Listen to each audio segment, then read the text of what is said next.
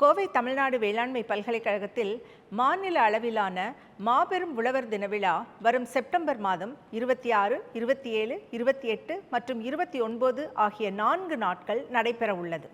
இந்த உழவர் தின விழா தமிழக அரசின் வேளாண்மை உழவர் நலத்துறை மற்றும் இந்திய வேளாண் ஆராய்ச்சி கழகத்துடன் இணைந்து நடத்திட ஏற்பாடு செய்யப்பட்டுள்ளது.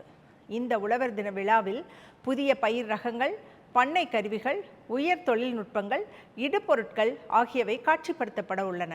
மேலும் இவ்விழாவில் மாதிரி பண்ணை திடல்கள், செயல் விளக்கங்கள், தொழில்நுட்ப கருத்தரங்குகள், விவசாயிகளுடன் விஞ்ஞானிகள் கலந்துரையாடுவது ஆகிய நிகழ்வுகள் ஏற்பாடு செய்யப்பட்டுள்ளது.